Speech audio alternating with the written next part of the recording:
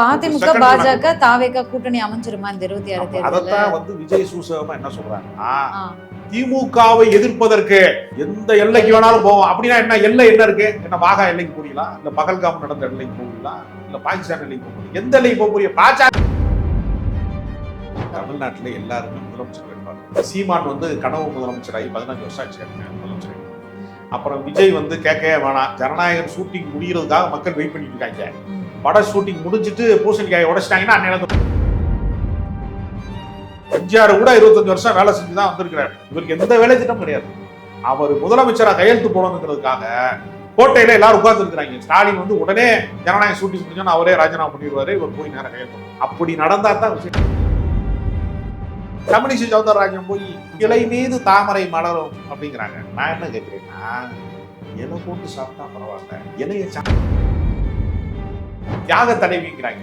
சின்னம்மா தியாக தலைவி என்னடா தியாகம் பண்ணாங்கன்னா, கட்சியில் அதிமுக வித்தியாசமான கட்சி. எல்லாருமே அதுல எடப்பாடி பழனிசாமியை பொறுத்தவரை முதலமைச்சராக இருக்கிற போது தன்னுடைய ஆளுமையை பெரிய அளவில் நிரூபிக்கவில்லை. சரி, எதிர்கட்சி தலைவராக இருக்கிற போதாவது தன்னுடைய ஆளுமையை நிரூபித்தார் என்று பார்த்தால் அவ்வப்போது அறிக்கை விட்டுட்டு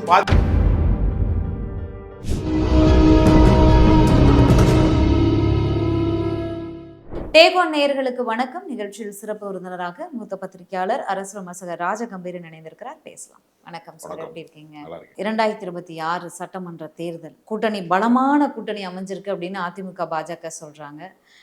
முதலமைச்சர் தேர்தலை பார்த்தே அஞ்சுகிறாரு, தேர்தலை பார்த்தே பயப்படுறாரு, எங்க கூட்டணியை பார்த்தே பயப்படுறாரு அப்படின்னு இந்த பக்கம் சொல்றாங்க. திமுக நாங்க 230 நாளுக்கு 200 இல்லை 234 வெல்லுவோம் அப்படின்றாங்க. இந்த 2 கூட்டணி அமைஞ்சிருக்கு. இடையில பாமக, தாவேக, தேமுதிக, நாம் தமிழர் வழக்கமா தனியா போட்டிட்டாலும் இந்த முறை அவங்க கூட்டணி போவாங்களோன்னு ஒரு பார்வை இருக்கு. தனித்திருக்கக்கூடிய கட்சிகள் எந்த பக்கம் போவாங்க? தமிழ்நாட்டு அரசியலிலே எதிர்கட்சிகள் வலிமையாக இல்லாத காலத்தில் முதலமைச்சராக இருந்த வரலாறு என்பது ஏறத்தாழ மு.க. ஸ்டாலின் அவர்களுக்கு தான் போகும்.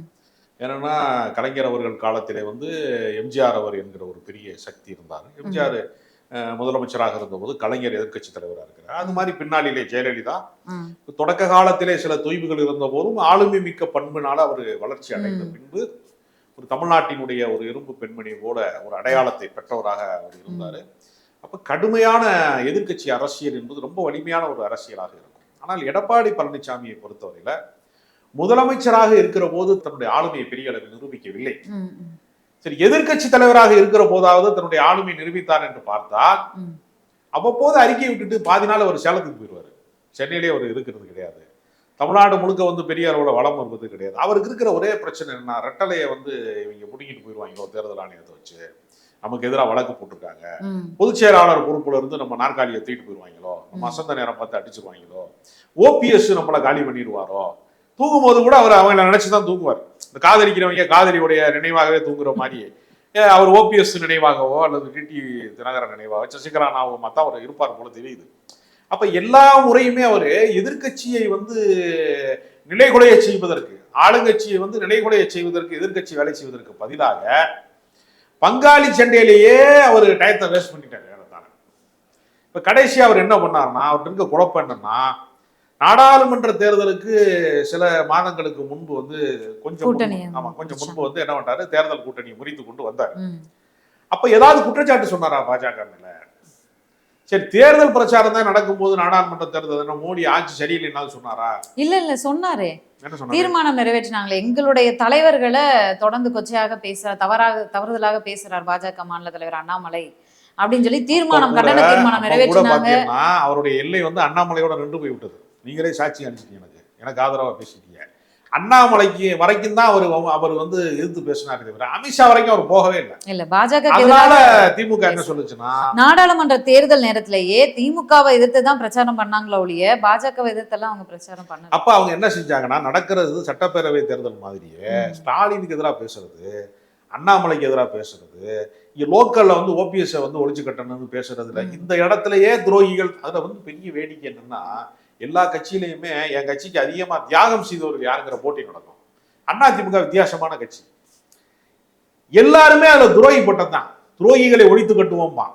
சசிகலாவை கூப்பிட்டு கேட்டா எடப்பாடி பழனிசாமி துரோகி, எடப்பாடி பழனிசாமியை கூப்பிட்டா என்னன்னு கூப்பிட்டு கேட்டீங்கன்னா ஓபிஎஸ் துரோகி, ஓபிஎஸ்ஸை கூப்பிட்டு கேட்டீங்கன்னா அவரு துரோகி, டிடிவி தினகரனை கேட்டீங்கன்னா அவரை கழிச்சுட்டு எல்லாருமே துரோகி. இவ்வளவு துரோகிகளால் நிறையப்பட்ட ஒரு கட்சிக்குள்ள என்ன என்ன தியாகத்தை செய்யறதுன்னா தியாக தலைவிங்கிறாங்க. சின்னம்மா தியாக தலைவி என்னடா தியாகம் பண்ணாங்கன்னா கட்சியவே தியாகம் பண்ணிட்டாங்கல்ல, வேற என்ன வேணும் அவங்களுக்கு? அவ்வளவு ஒடிச்சு கட்டிட்டாங்க. அவர் சிறைக்கு போன நேரம் பார்த்து எல்லா டாக்குமெண்ட்டையும் வந்து கைப்பற்றி கொடநாடு எஸ்டேட்ல காவலாளிகளை எல்லாம் கொலை செஞ்சு அத்துமீறி உள்ள நுழைஞ்சு எல்லா சூழியும் முடிச்சு விட்டாங்க. நடுராத்துல லைட் ஆஃப் பண்ணி போலீஸ் எல்லாம் அந்த பக்கம் போக விடாம பண்ணி மொத்தமா வந்து சசிகலாவினுடைய வரலாற்றை முடிச்சு வச்சிட்டாங்க. இப்ப இவருடைய குடுமி யார் கையில இருக்கு அப்படின்னு பார்க்கும்போது இவர் அதிமுக ஒரு நாளும் பாஜகவோடு கூட்டணி இல்லைன்னு பல முறை சொன்னார். அவர் அதை நம்பினால நான் ஒரு ஆளு தமிழ்நாட்டுல, நான் ஒரு ஏமாடி, அதுல நான் அதை நம்பிய பாஜக அதிமுக கூட்டணி போகாதுன்னு பல நேர்காணல்ல பேசினேன். SDPI மாநாட்டுல கூட சொல்லி அவர் பேசினாரு. அதையெல்லாம் நான் நம்பினால நான் ஒரு ஆளு. இப்படிலாம் பேசின பின்னாடி திடீர்னு ஒரு நாள் டெல்லிக்கு புறப்பட்டு போய் ஜன்னலை சரி பண்ண போறேன், டைல்ஸ் ஒட்ட போறேன், பெயிண்ட் சரியா ஒட்டுதா இல்லையான்னு பார்க்க போறேன்னு சொல்லிட்டு அவர் இங்க இருந்து புறப்படும் போதே தமிழ்நாட்டோட முதலமைச்சர் சட்டப்பேரவையில் பார்க்க போறாங்கன்னு. இவர் என்னடான்னா கொஸ்டின் பேப்பர் அவுட் ஆனதே தெரியாம அங்க போய்கிட்டு இல்லையா நான் அதுக்கெல்லாம் வரலையே, நான் இதுக்கெல்லாம் வரலையேன்னு என்னென்னமோ பேசி பார்த்தாரு. கடைசியில வந்து இந்த மஞ்சள் தண்ணியை ஊத்துனோன்னு ஆடு சம்மதம் தெரிவிச்சிருச்சுப்பாங்கல்ல, ஆடை வெட்டுறதுக்கு கிடா வெட்டுறதுக்கு, அது மாதிரி பாண்டி கோயில் கிடா மாதிரி போய் அங்கே போய் அமித்ஷா பக்கத்தில் போய் நின்றுட்டார். இப்ப தமிழ்நாட்டினுடைய நலன்களுக்கு தொடர்ந்து துரோகம் இழைத்து வரக்கூடிய பாஜக எய்ம்ஸ் மருத்துவமனையை கட்டி கொடுக்கல, வெள்ள நிவாரணத்துக்கு நிதி தரல, ஜிஎஸ்டி பணம் 1 ரூபா கட்டினா 29 பைசா தான் திருப்பி தருவேன், கல்விக்கு நிதி கொடுக்கல, தர்மேந்திர பிரதான் வந்து 2000 கோடியை தர முடியாது, தேசிய கல்விக் கொள்கையை ஏற்றுக்கொள்ளவில்லை என்றால் தர முடியாது. இப்படி ஏகப்பட்ட பஞ்சாயத்து இருக்கு பாஜகவுக்கும் தமிழ்நாட்டுக்குமே. வெறும் திமுக பஞ்சாயத்து கிடையாது. தமிழ்நாட்டினுடைய நலன்களுக்கு அவங்க ரயில்வேல பட்ஜெட்ல ஒதுக்கல, தமிழ்நாட்டு நலன் சார்ந்த விஷயங்களுக்கு ஒதுக்கல, மெட்ரோ பணிக்கு வந்து உடனடியாக தரம் மறுக்கிறாங்க என்று ஏகப்பட்ட குற்றச்சாட்டு இருக்கிற போது பாஜக மேல தமிழர்களுக்கு ஒரு கோபம் இருக்கு. இந்த கோபத்தை பூராமே முதலாளி அடி வாங்க கூடாதுங்கிறக்கா நான் முதுக காட்டுறேன்ற மாதிரி போய் எடப்பாடி பழனிசாமி முன்னாடி நின்று அதிமுக கூட்டணி வச்சது மூலமாக பாஜக எதிர்ப்பு சார்ந்து தமிழர் மனநிலையில அதிமுகவுக்கு கொஞ்சம் சேதாரம் இருக்கு.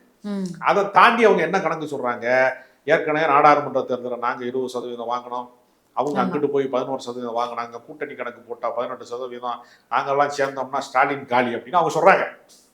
ஆனா அது நாடாளுமன்றத்துக்கான கணக்கு என்பது வேறு, சட்டப்பேரவைக்கானது வேறு. சட்டப்பேரவை தேர்தல் எப்படி நடக்கும்னா ஸ்டாலினா எடப்பாடி அவ்வளவுதான் நடக்கும்.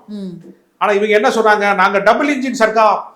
என்ன மணிப்பூர் அது டபுள் இன்ஜின் சர்க்காருக்கு? எடப்பாடி தான் சிஎம் வேட்பாளரா, சிஎம் கேண்டிடேட்டா உட்காருவாரா? அதுவே ஒரு ரஜினிகாந்த் படத்துல இருக்க காமெடி மாதிரி தான். மாப்பிள்ள அவர் தான், சட்டம் என்னோடதுன்ற மாதிரி அமித்ஷா என்ன சொல்றாப்புல, ஆட்சி வந்து அவர் தான், அதிகாரம் நம்மகிட்ட தான் இருக்கும், மாப்பிள்ள அவர் தான், சட்டம் ஏன் சட்டங்கிற மாதிரி ஒரு ஜோக் அடிச்சது மாதிரி ஆகி போச்சு. இப்ப இரட்டை ஆட்சி. இப்ப தமிழிசை சவுந்தரராஜன் போய் வணிகர் சங்க மாநாடு இதெல்லாம் பேசும்போது இலை மீது தாமரை மலரும், அது ஒரு பிரச்சனையாச்சு கூட்டணி. இலை மீது தாமரை மலரும் அப்படிங்கிறாங்க. அப்பொழுதுதான் இலை போட்டு சாப்பிட முடியும். ஏதோ டைலாக் அடிக்கிறாங்களாம், பஞ்சு டைலாக். நான் என்ன கேட்கிறேன்னா இலை போட்டு சாப்பிட்டா பரவாயில்ல, இலையை சாப்பிடாதீங்கடா. அது இருந்தா தானடா நீங்க தோடு மேல ஏறி 4 எம்எல்ஏ பறிக்கிய நயினார் நாகேந்திரன் எம்எல்ஏவா இருக்கிறாருன்னா பாஜகவின் செல்வாக்குல எம்எல்ஏவா இருக்காரு. அதிமுக காரன் போட்ட ஓட்டுல பாஜக வந்து சேர்ந்து நின்றதுனாலதான் நயினார் நாகேந்திரன் எம்எல்ஏ இருக்கிறாரு. இந்த காந்தின்னு ஒருத்தர் நாகர்கோவில் பக்கம் போனீங்கன்னா, கன்னியாகுமரி பக்கம் போனீங்கன்னா அவர் வாட்டுக்கு ரோட்ல ஒத்தாலா திரிவாரு. நான் பாத்துருக்கேன் பலமுறை, கன்னியாகுமரிக்கு அடிக்கடி நான் போகக்கூடிய ஆளு, ஒத்தாலா திரிவாரு. அவரை கொண்டு வந்து சட்டமன்ற உறுப்பினர் ஆச்சிருக்காங்க நாகர்கோவில். எப்படி அவர் ஆனாரு சட்டமன்ற உறுப்பினரா? அதிமுக கூட்டணினால ஆனாரு. வானதி சீனிவாசன் தனித்த செல்வாக்குல வர முடியுமா? அதிமுக கூட்டணினால இவங்க இவ்வளவு பேர் வெற்றி பெற்றிருக்காங்க. கமலஹாசன் எவ்வளவு பெரிய ஸ்டாரு, உலக நாயகன், அவரே தோக்கடிக்கக்கூடிய இடம் எப்படி வருது உங்களுக்கு? அதிமுகவோட வாக்கு வங்கி ரொம்ப பெருசு. இவங்க என்ன சொல்றாங்கன்னா, நாங்கள் வந்து இலையின் மீது ஏறி நாங்கள் தாமரை ஆட்சி செய்வோங்கிறாங்க. இத கூட்டணி ஆட்சி கிடையாதுன்னு அவர் சொன்னாலும் நாங்க இப்படிதான் நாங்க செய்வோம்னு இவங்க பகிரங்கமா சொல்றதன் வழியாக இதை அதிமுக தொண்டர்கள் ஏற்பார்களா? எடப்பாடி பழனிசாமி கோடநாடு வழக்கு மேல பயம் இருக்கலாம், வேலுமணி தங்கமணிக்கு வேணா வழக்கு இருக்கலாம், வருமானத்துக்கு அதிகமா சுத்த வழக்கு இருக்கலாம், வந்து இவருக்கு வேண்டுமானால் பல பிரச்சனைகள் இருக்கலாம், குட்கா பாஸ்கருக்கு வேணா பிரச்சனை இருக்கலாம். ஆனா கட்சி தொண்டன் இருக்கான்ல, அதிமுகவின் கரை வேட்டியை கட்டி கொண்டு எம்ஜிஆருக்காக இந்த கட்சியில இருக்கிறேன், அம்மாவுக்காக நான் கட்சியில இருக்கேன்னு சொல்றவன் இருக்கான்ல, அவன் வந்து இந்த காம்ப்ரமைஸ்க்கு ஒத்துக்குவானா? பாஜகவினுடைய இந்த டபுள் இன்ஜின் சர்க்காருக்கு ஒத்துக்குவானா? ஒத்துக்க மாட்டான். ஓகே, இந்த இப்போ பாஜக அதிமுக கூட்டணியே இன்னும் வந்து சரியா ஜெல் ஆகாத நிலையில தான் செயற்குழு நடத்துறாரு. அதுக்கப்புறம் மூத்த அமைச்சர்கள், முன்னாள் அமைச்சர்கள் எல்லாத்தையும் கூப்பிட்டு வீட்டுல விருந்து கொடுக்குறாரு. அப்படி பல சம்பவங்கள் நடந்துட்டு இருக்கு. இதுல தாவேகாவையும் கொண்டு வந்து இந்த கூட்டணியில இழுத்தரணும்னு பல முயற்சிகள் இரண்டு தரப்புலயும் நடக்கிறதா கேள்விப்பட்டோம். தாவேகா ஒத்து வராதனாலதானே பாஜக கூட்டணிக்கே போக வேண்டிய அதிமுக அந்த நிலை. இப்ப பாஜக வந்து அழுத்தம் கொடுத்திருக்கிறதாமே மாநிலத்தில். பாஜக என்ன நினைக்குதுன்னா, மயிலேனா இறகு போடாது, மயிலே இறகு போடு போடு போடு அப்படின்னா மயில் போடாதே, மயில 4 போடு போட்டா இறகு போடும் அப்படின்னு நினைக்கிறான். அமலாக்கத்துறையை வச்சு நம்ம வந்து விஜய் வீட்டுக்கு வந்து நம்ம ஆள் அனுப்பிட்டோம், அமலாக்கத்துறை அனுப்பிட்டோம், வருமான வரித்துறை அனுப்பிட்டோம், 150 கோடி சம்பளம் வாங்குறியா நீ, ஜனநாயகனுக்கு எவ்வளவு வரவு செலவு அப்படின்னு நாங்க வழக்க போட்டோம்னா, நாங்க ஆளை அனுப்பினோம்னா வேற வழியே இல்லை. எப்படி நாங்க வந்து அன்புமணி ராமதாஸ் சிபிஐ வழக்கு மூலமாக மருத்துவக் கல்லூரிக்கு முறைகேடாக அனுமதி வழங்கினார் உத்தரப்பிரதேசத்துல வந்து சுகாதாரத்துறை அமைச்சரா இருக்கிற போது, நாங்க விட மாட்டோம் சொன்னவொன்னா தன்னால வந்தார்ல கூட்டணிக்கு, வரவே மாட்டேன்னு சொன்ன எடப்பாடி வழக்கு போட்டவன வந்து அவங்க சம்மந்தி வீட்டுல போய் ரெய்ட போட்டவன ஓடியாந்தாரல, ஈரோடு ராமலிங்கம் வீட்டுல ரெய்ட போட்ட ஓடியாந்தார்ல, எல்லாரும் பிடிமானமும் எங்க கைக்குள்ள இருக்கு. நாங்க நினைச்சோம்னா உங்களை எல்லாம். அப்ப அதிமுக பாஜக தாவேகா கூட்டணி அமைஞ்சிருமா இந்த 26 தேர்தல்ல? அதத்தான் வந்து விஜய் சூசகமா என்ன சொல்றாங்கன்னா, திமுகவை எதிர்ப்பதற்கு எந்த எல்லைக்கு வேணாலும் போவோம். அப்படின்னா என்ன எல்லை என்ன இருக்கு? என்ன வாகா எல்லைக்கு போறீங்களா, இல்ல பகல்காம் நடந்த எல்லைக்கு போவீங்களா, இல்ல பாகிஸ்தான் எல்லைக்கு போறீங்க? எந்த எல்லைக்கு போக போறீங்க? பாஜக தான் உங்க எல்லை. பாஜக எல்லைக்கு போறதுக்கு ரெடியா இருக்கிறாரு விஜய். அதனாலதான் சென்ட்ரல் கவர்மெண்ட் எதுக்கும் போது செல்லமா இருப்பாரு. மாமன் அடித்தாரோ மல்லிகை பூ செண்டாலே, அத்தை அடித்தாரோ அரளிப்பூ செண்டாலேன்னு சொன்னது மாதிரி, அது அப்படி தான் அண்ணன் அடிக்கும் போது மட்டும், தம்பி அடிக்கும் போது மட்டும் மல்லிகைப்பூ செண்டால அடிப்பாங்களாம். மாமியாவை பிடிக்காதுல, அத்தை அடிப்பாரா அரளிப்பூ செண்டால, அவன் மட்டும் அரளிப்பூ செண்டில் குழந்தைய வைக்காத அரளிப்பூ செண்டில் அடிப்பாங்களா? பிடிக்காதவன் மேல ஒரு கருத்து இருக்குல்ல. அப்ப பாஜக எதிர்ப்பு ரொம்ப மென்மையான எதிர்ப்பு, திமுக மேல குறைவெறி தாக்கு தான் விஜயோட பாலிசி. அதனால விஜய் வந்து வேற வழி இல்லாம மூன்றாவது அணி என்பது இங்க ஒர்க் அவுட் ஆகாது. பாமக தரப்புல இருந்தும் விஜயிடம், அதாவது தாவேகா பொருளாளர் இருக்காரு இல்லையா வெங்கட், அவர் மூலமாக பேச்சுவார்த்தை நடப்பதாக.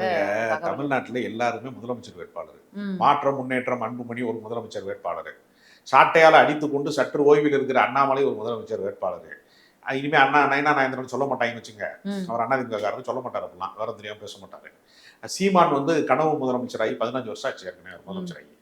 அப்புறம் விஜய் வந்து கேட்கவே வேணாம், ஜனநாயகன் ஷூட்டிங் முடிகிறதுக்காக மக்கள் வெயிட் பண்ணிட்டு இருக்காங்க. பட ஷூட்டிங் முடிஞ்சிட்டு பூசணிக்காயை உடைச்சிட்டாங்கன்னா அந்நேரத்தில் ஒரு முதலமைச்சர்.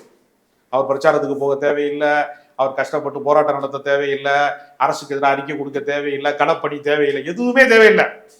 எம்ஜிஆர் கூட 25 வருஷம் வேலை செஞ்சுதான் வந்திருக்கிறாரு. இவருக்கு எந்த வேலை திட்டம் கிடையாது. அவர் முதலமைச்சராக கையெழுத்து போடணுங்கிறதுக்காக கோட்டையில எல்லாரும் உட்கார்ந்து இருக்கிறாங்க. ஸ்டாலின் வந்து உடனே ஜனநாயக ஷூட்டிங் முடிஞ்சோன்னா அவரே ராஜினாமா பண்ணிடுவாரு, இவர் போய் நேரம் கையெழுத்து போட்டுருவாரு. தேர்தலுங்கிறதே தேவையில்லாத ஒன்று. தேர்தல் செலவு மிச்சப்படுத்தணும்னா உடனே நீங்கள் வந்து தேர்தல் ஆணையத்தில் இருந்து யாருமே போட்டியிடாதீங்க, விஜய் தான் முதலமைச்சர். இந்த கிராமப்புறங்கள் எல்லாம் அன்ன போஸ்ட்னு சொல்லி கிராமத்தில் வச்சுருவாங்க, பஞ்சாயத்து தலைவராக்குவாங்க. யாருமே போட்டியிடாதீப்பா, பெரிய வீட்டு ஆளு அவர் பெரிய மனுஷன், அதனால அந்த குடும்பம் வந்து ரொம்ப பாரம்பரியமான குடும்பம், வேற யாரும் போட்டியிடாதீப்பா அப்படின்னு ஒரே ஆளை வந்து போட்டி இல்லாமல் தேர்வு செய்வாங்க. அப்படி நடந்தா தான் விஜய் முதலமைச்சராக முடியுமே தவிர களத்துல போட்டியில் நின்று ஆக முடியாது. அதனால அவரையும் உள்ள எடுத்து போடுவாங்க. சீமான் மட்டும் எதுக்கு தனியா போய் நிக்க போறாருன்னு அவரு கூட இருக்கிறவன் பூரா கிளம்பி வேற கட்சிக்கு போயிட்டாங்க.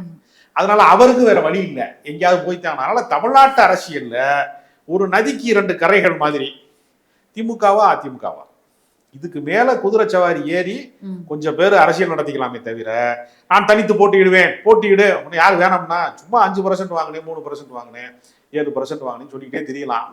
நானும் ரவுடி தான் வண்டியில ஏறலாம், மக்கள் ஏத்துக்க மாட்டாங்க, உங்களை தலைவர்களை ஏற்க மாட்டாங்க. பாமக அந்த மாநாடு நடக்குமா அப்படின்னு ஒரு கேள்வி எழுந்திருக்கு. பாமகவினுடைய அந்த முழு நிலவு சித்திரை மாநாடு நடந்தா சுற்றி இருக்கிற கிராமங்கள் எல்லாம் அமைதி இருக்குமா?